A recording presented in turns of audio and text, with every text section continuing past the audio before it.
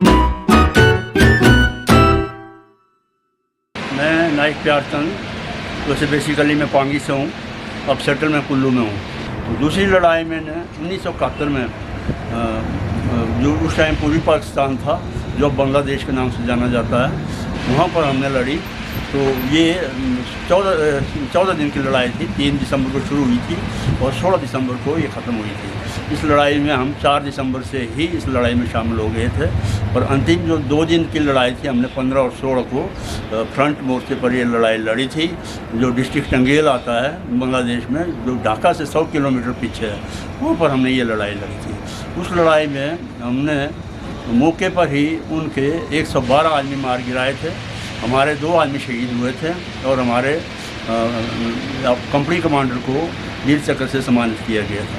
उसके बाद हमने उनके 328 आदमी जो है वहाँ पर कैद किए थे। उसके बाद हम वहाँ से मूव किया। हम 1 महीना ढाका में रहे।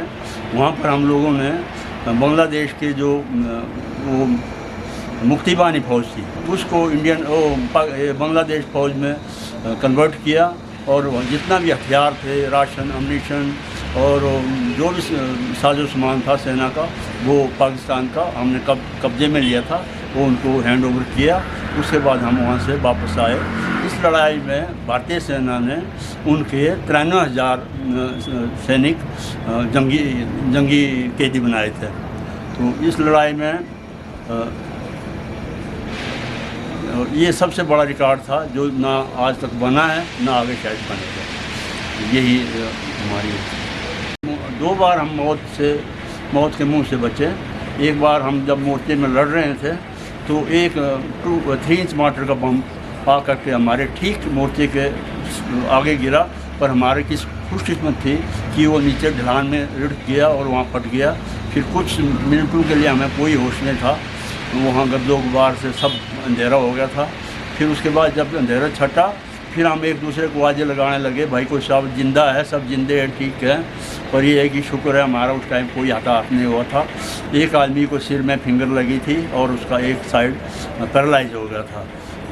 वो लंस नायक रतन चंद थे। फिर वहीं मिर्ज़ापुर हॉस्पिटल में उनको एडमिट किया। उसके बाद वहाँ से पूना शिफ्ट किया गया। तो उसी दौरान एक मौका ऐसा आया, हमारे पास एम्यूनिशन ख़त्म हो गया था। शाम के 3 बज चुके थे।